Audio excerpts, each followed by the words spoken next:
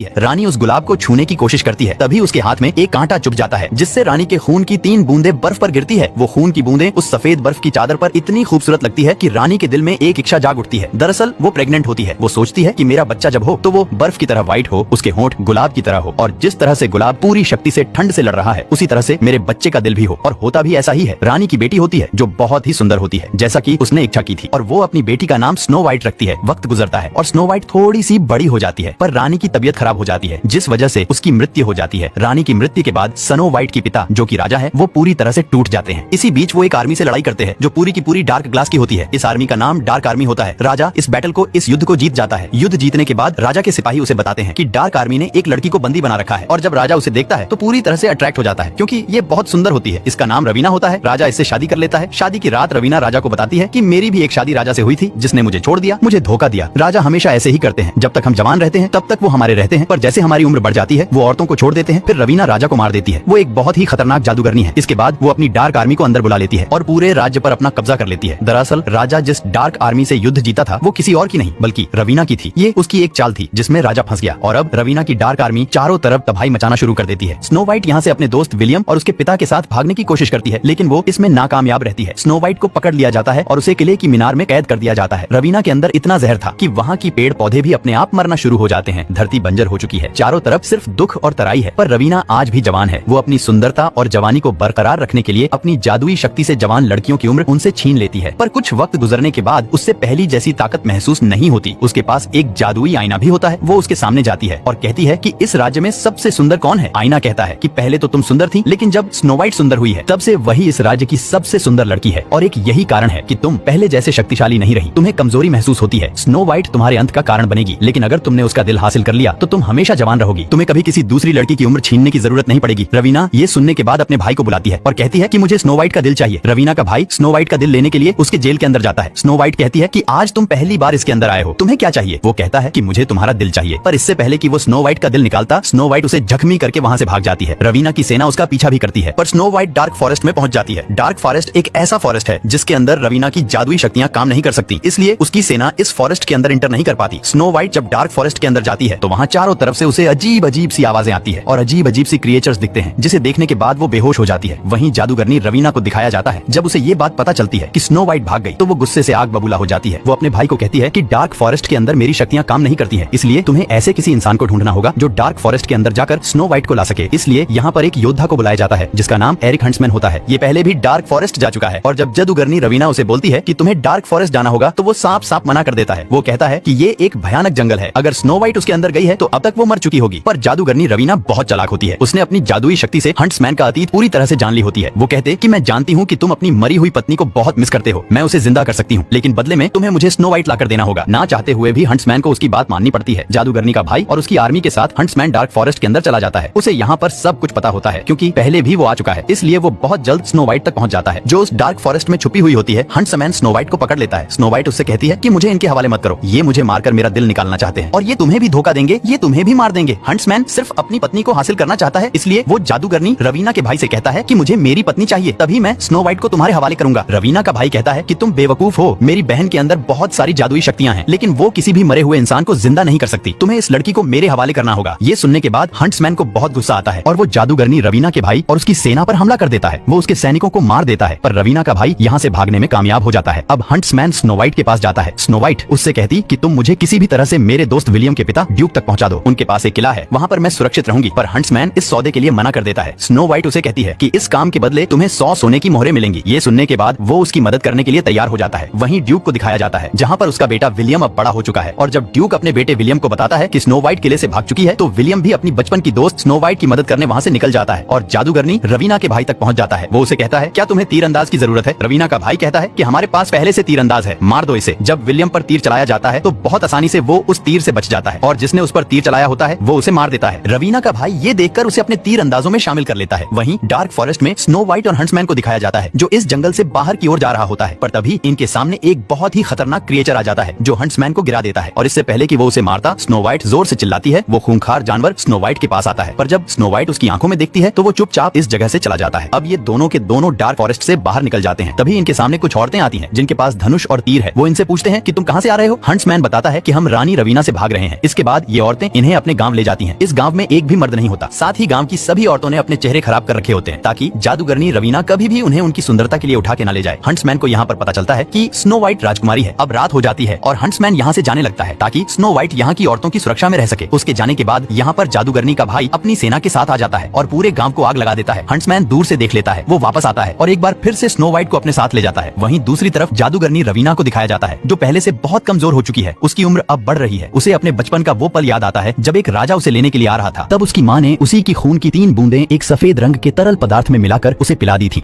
और एक जादुई आईना देते हुए कहा था कि तुम्हारी सुंदरता ही तुम्हारी रक्षा करेगी। लेकिन इस शक्ति को, इस सम्मोहन को सुंदरता ही तोड़ सकती है और वही उसके साथ हो रहा होता है क्योंकि स्नो व्हाइट इस राज्य में सबसे सुंदर है, इसलिए धीरे धीरे अब वो कमजोर पड़ रही होती है। वहीं स्नो व्हाइट और हंट्समैन जब एक जंगल से होकर गुजर रहे होते हैं तभी उनका पैर फंदे में पड़ जाता है और ये दोनों के दोनों पेड़ से उल्टे लटक जाते हैं। तभी यहाँ पर 8 बौने आते हैं जो यहाँ पर आते जाते लोगों को लूटते हैं। इनके पास उन्हें कुछ भी नहीं मिलता, इसलिए वो इन्हें मारना चाहते हैं और स्नो व्हाइट इन्हें कहती है कि तुम्हें जादूगरनी के खिलाफ लड़ना चाहिए। एक बोना कहता है कि हमने उसके खिलाफ लड़ना तभी बंद कर दिया जब हमारे राजा मैग्नस मारे गए। स्नो व्हाइट कहती है कि मैं उनकी बेटी हूँ। इनमें से कोई उस पर विश्वास नहीं करता, पर जब इन्हीं में से एक अंधा बौना बताता है कि इसके अंदर शाही खून है और जादूगरनी को सिर्फ यही हरा सकती है, आगे चलकर ये राज करेगी, तो इन दोनों को नीचे उतार दिया जाता है और एक गुफा के छुपे हुए रास्ते से होकर इन्हें एक दूसरी परियों की दुनिया में ले जाया जाता है जो पूरी तरह से सुरक्षित होती है। पर अगले दिन जादूगरनी रवीना का भाई और उसकी सेना यहाँ पर पहुँच जाती है। स्नो व्हाइट, हंट्समैन और बोनेन यहाँ से भागने लगते हैं पर सेना इन तक पहुँच जाती है। यहाँ रवीना की भाई की सेना में विलियम भी होता है जो जानबूझकर स्नो व्हाइट को ढूंढने के लिए उसकी सेना में भर्ती हुआ था। वह स्नो व्हाइट तक पहुँच जाता है। स्नो व्हाइट उसे पहचान लेती है। वहीं दूसरी तरफ हंट्समैन को दिखाया जाता है जो पीछे छूट गया था। वो जादूगरनी रवीना के भाई से लड़ रहा होता है जो हंट्समैन पर भारी पड़ रहा होता है और लड़ाई के दौरान वो उसे बताता है कि जब मैंने तुम्हारी पत्नी को मारा था उसने तुम्हारा नाम पुकारा था पर तुम वहाँ पर नहीं थे। हंट्समैन को पता चल जाता है कि इसी ने मेरी पत्नी को मारा था, इसलिए वो पूरी तरह से गुस्से से आग बबूला हो जाता है और उसे उठाकर टूटे हुए पेड़ की तरफ धकेलता है। टूटे पेड़ की लकड़ियाँ उसके शरीर के आर पार हो जाती हैं। वहीं दूसरी तरफ जादूगरनी रवीना को दिखाया जाता है जिसे पता चल जाता है कि उसका भाई बहुत बुरी तरह से जख्मी हो गया है। यह दर्द वो भी महसूस कर रही होती है। उसका भाई टेलीपैथी से कहता है कि मुझे बचा लो। जादूगरनी रवीना की शक्तियाँ पहले से बहुत कम हो गई हैं। वो अपने भाई को कहती है कि मैं तुम्हारी मदद नहीं कर सकती, मुझे माफ कर दो, और उसके भाई की मृत्यु हो जाती है। वहीं दूसरी तरफ स्नो व्हाइट, हंट्समैन, विलियम और सारे बोने उस तरफ निकल पड़ते हैं जिस तरफ विलियम के पिता का किला है। और अगली सुबह जब सभी सो रहे होते हैं तो स्नो व्हाइट जंगल में टहल रही होती है। तभी उसके पास विलियम आता है। ये दोनों अपने बचपन की बातें याद करते हैं। विलियम स्नो व्हाइट को एक सेब खाने के लिए देता है और जैसे ही वो खाती है उसे कुछ होने लगता है। दरअसल इस सेब में जहर होता है और जिसे वो विलियम सोच रही थी वो विलियम नहीं बल्कि जादूगरनी रवीना होती है। वो अपने असली रूप में आ जाती है। वो स्नो व्हाइट को कहती है कि मेरी सुंदरता के सम्मोहन को सिर्फ तुम तोड़ सकती थी, पर अब ऐसा कभी नहीं होगा। और इससे पहले कि वो उसका दिल निकालती, यहाँ पर हंट्समैन और विलियम आ जाते हैं जिस वजह से उसे अपना रूप बदलकर यहाँ से भागना पड़ता है। हंट्समैन और विलियम स्नो व्हाइट की मौत से बहुत ज्यादा दुखी होता है। विलियम उससे प्यार करता है इसीलिए उसे किस करता है, पर सब समझ जाते हैं कि उसे बचाया नहीं जा सकता। ये स्नो व्हाइट को ड्यूक के किले में ले आते हैं। रात को हंट्समैन उसकी बॉडी के पास जाता है और उससे कहता है कि तुम मुझे मेरी पत्नी सारा की याद दिलाती हो। दरअसल हंट्समैन भी स्नो व्हाइट को पसंद करता है। वो उसके पास जाता है और इसके बाद हंट्समैन भी उसे किस करके यहाँ से चला जाता है। उसकी आंख से एक और आंसू निकलता है। उसका प्यार स्नो व्हाइट के लिए सच्चा है जिस वजह से जादूगरनी रवीना का जादू टूट जाता है और वो होश में आ जाती है। होश में आने के बाद ड्यूक के किले में जितनी भी सेना होती है वो उन सबको कहती है कि हमें जादूगरनी रवीना पर हमला करना होगा और बुराई के राज्य को हमेशा के लिए खत्म करना होगा। तुम सब जानते हो कि उसे सिर्फ मैं ही मार सकती हूँ। यहाँ पर स्नो व्हाइट की सब बात मान जाते हैं और ये सब के सब जादूगरनी रवीना के किले पर हमला कर देते हैं। स्नो व्हाइट भी रवीना तक पहुँच जाती है जो अब पहले की तरह जवान हो चुकी है। इसके लिए उसने कई जवान खूबसूरत लड़कियों की बलि दी है। रवीना और स्नो व्हाइट के बीच में एक लड़ाई होती है जिसमें स्नो व्हाइट उसके सामने टिक नहीं पाती है। रवीना आग के ऊपर खड़ी हो जाती है और कहती है तुम मेरी शक्तियों को नहीं जानती, मैंने कितनी जिंदगियां जी है और अब मैं तुम्हारा दिल निकाल के हमेशा के लिए अमर हो जाऊंगी। रवीना स्नो व्हाइट का दिल निकालने वाली होती है लेकिन तभी स्नो व्हाइट अपना खंजर से रवीना पर हमला कर देती है जिससे उसकी